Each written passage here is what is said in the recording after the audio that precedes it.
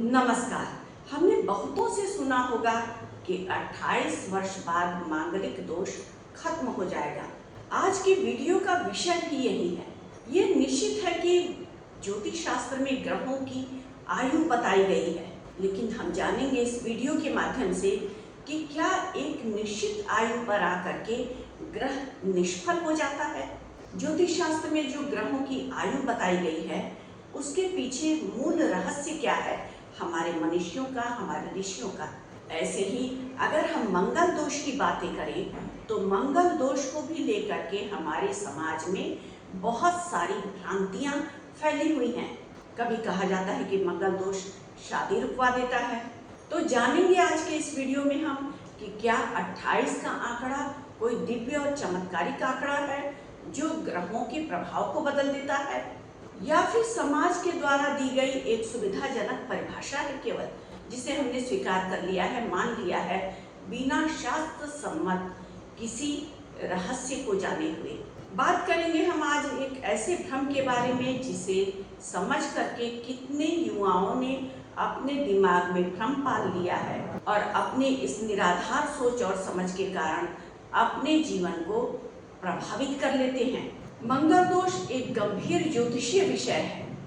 हमारे ऋषियों मनीषियों ने जो सूत्रों के द्वारा समझाया है मंगल दोष के बारे में, उसे समझे बिना, उन रहस्यों तक जाए बिना, शास्त्र संबद्ध बातों को समझे बिना 28 के अंक को जादुई अंक मान लिया है मंगल दोष का संबंध बना करके। जबकि हमें समझना है कि ज्योतिष शास्त्र कोई तुक्का नहीं है, ये एक विज्ञान है और शास्त्र है जो ग्रहों के गूढ़ गणित पर आधारित शास्त्र है, विज्ञान है।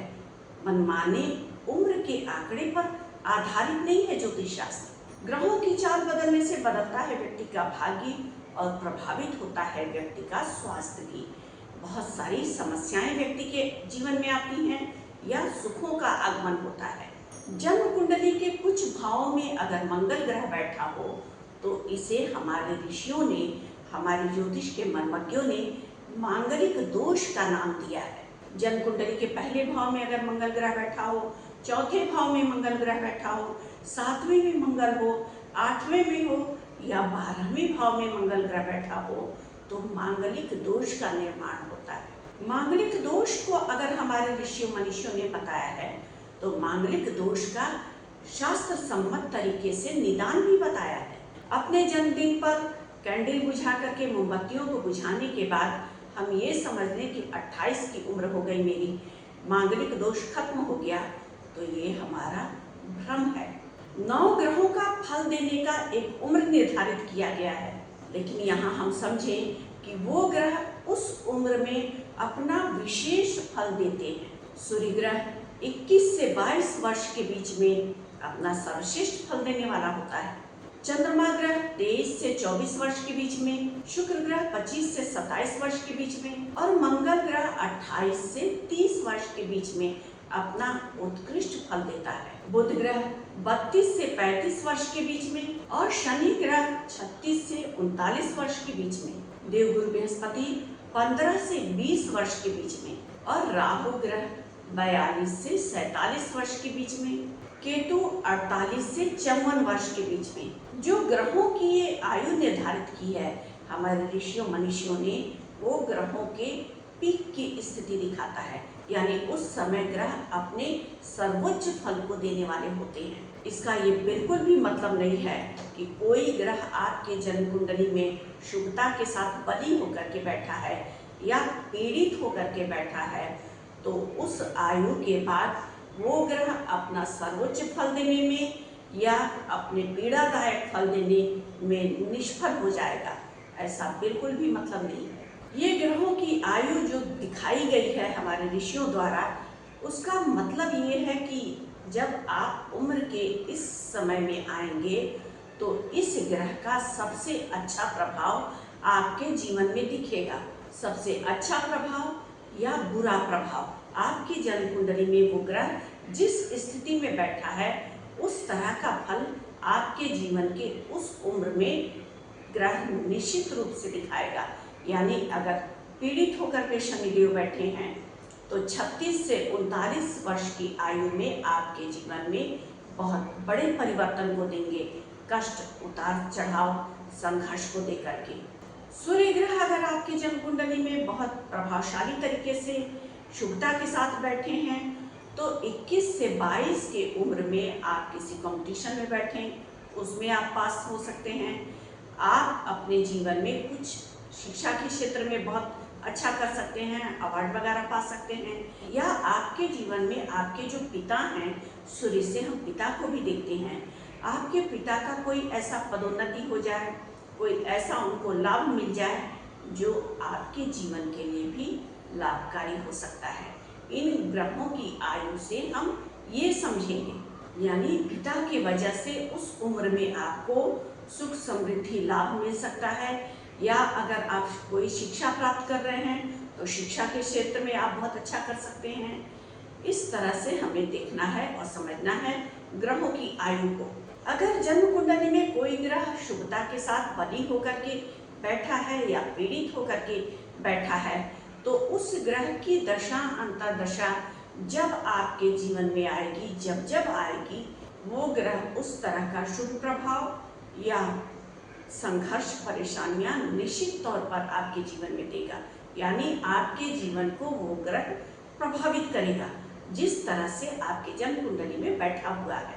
अगर बुध ग्रह आपके जन्म कुंडली में शुभता के साथ नहीं बैठा है, पीड़ित होकर के बैठा है, तो 32 साल के उम्र से लेकर के 35वें वर्ष तक में बुध ग्रह आपको अति कष्ट देने वाला हो जाएगा।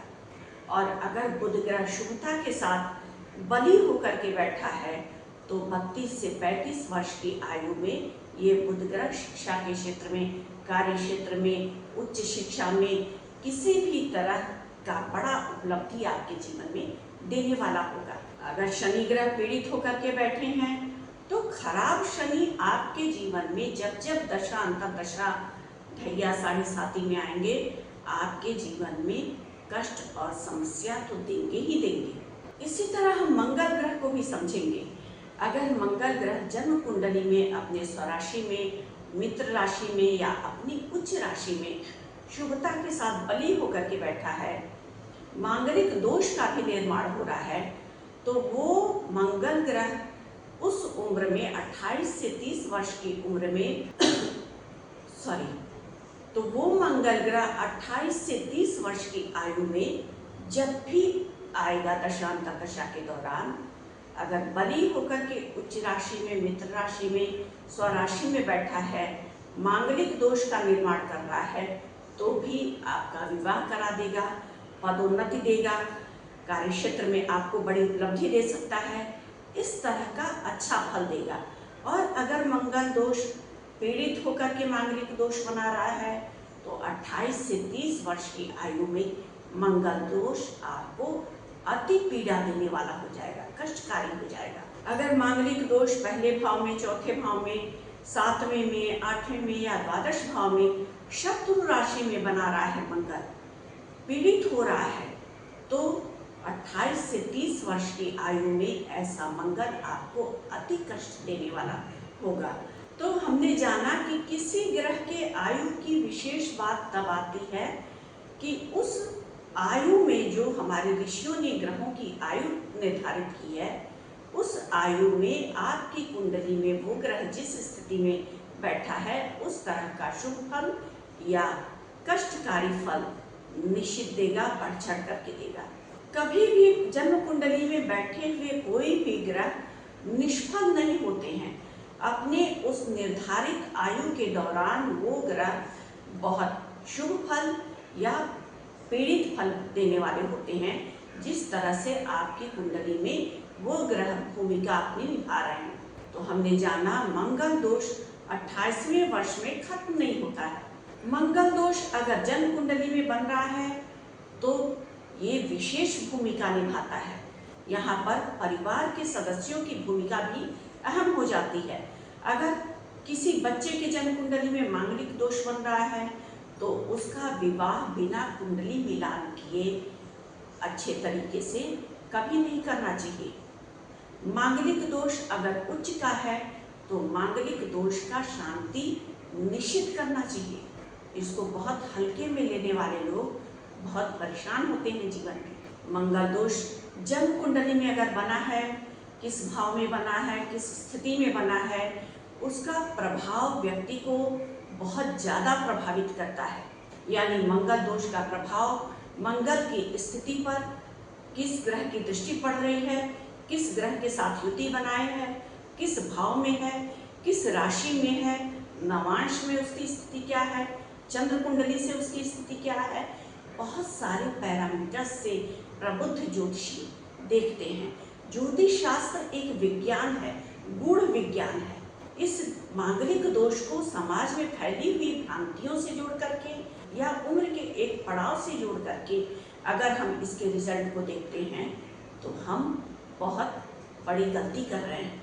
मंगल दोष कोई एक्सपायरी डेट वाली बाधा नहीं है कि 28 के पार और सब साफ। मांगलिक दोष शक्ति है, श्राप नहीं है। जिसके कुंडली में मंगल दोष शुभता के साथ बना हो, केंद्र के भाव में, स्वराशि, उच्च राशि में अगर मंगल बैठा है तो रोचक नामक महापुरुष राजयोग का निर्माण कर लेता है, यही मंगल दोष।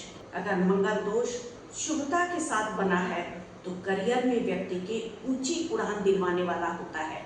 मंगल फाइटर ग्रह है, साहस और ऊर्जा का कारक ग्रह है। बस यहाँ पर आवश्यकता होती है कि इस व्यक्ति के अंदर बहुत अधिक ऊर्जा है, उस ऊर्जा के साथ समाहित ऊर्जा ही उसका लाइफ पार्टनर बन सकता है। गैर मांगलिक की शादी अगर मांगलिक वाले से करवा दी जाए तो दोनों एक दूसरे के ऊर्जा को झेल नहीं पाते हैं और ऐसे में स्वास्थ्य संबंधित समस्याएं या जीवन से संबंधित समस्याएं आ जाती हैं व्यक्ति के जीवन में। हमारे ऋषियों मनीषियों ने जो मांगलिक दोष का निदान बताया है उसको समझने की आवश्यकता है और कुंडली मिलान करके विवाह करने की आवश्यकता है। कुंडली मिलान में हम अगर केवल मांगलिक दोष का मिलान कर लें या गुणों का मिलान करके संतुष्ट हो जाएं तो ये भी गलती करते हैं हम। मांगलिक दोष अगर बन रहा है जन्म कुंडली में तो उस कुंडली को हम इस तरह से भी समझ सकते हैं कि ये व्यक्ति अपने करियर में बहुत शीर्ष पदों तक जाने वाला होगा, बहुत साहसी, दृढ़ इच्छा शक्ति वाला, पुरुषार्थी, कर्मठ और कुछ इस तरह के कार्यों को करने वाला होगा जो साधारण व्यक्ति के सोच से भी परे हो। मंगल टेक्निकल फील्ड में शीर्ष पदों तक व्यक्ति को ले जाता है, पुलिस, आर्मी, खेल के क्षेत्र में या ऐसे क्षेत्रों में व्यक्ति को शीर्ष पदों तक ले जाता है जो सामान्य समझ से परे होता है। तो मंगल दोष एक शक्ति को भी दिखाता है। बस यहाँ अगर दो लोग जीवन साथी बन रहे हैं तो दोनों की एनर्जी का मिलान होना चाहिए। एक की एनर्जी अगर इस लेवल पर हो, दूसरे की इस लेवल पर हो तो निश्चित ही हाई एनर्जी वाला व्यक्ति अपने जीवन साथी पर अपना प्रभुत्व जमाने वाला होगा। इसीलिए मांगलिक दोष इसे कहते हैं। हर ग्रह दोष नहीं बनाता है, व्यक्ति के जीवन में सीख देने के लिए उतरता है। उस ग्रह को जो भूमिका निभाने के लिए आपके कुंडली में दी गई है यूनिवर्स के द्वारा, वो ग्रह अपनी ड्यूटी पूरा कर रहे होते हैं। तो हमने जाना उम्र के आंकड़े से नहीं, धार्मिक उपायों से मंगल ग्रह की शांति होती है। ज्योतिष शास्त्र गूढ़ विद्या है, गूढ़ विज्ञान है। ये किसी व्यक्ति को डराने के लिए नहीं है, उसका दिशा निर्देश करने के लिए है, मार्गदर्शन करने के लिए। If you find this content insightful, don't forget to like, share and subscribe. Thank you.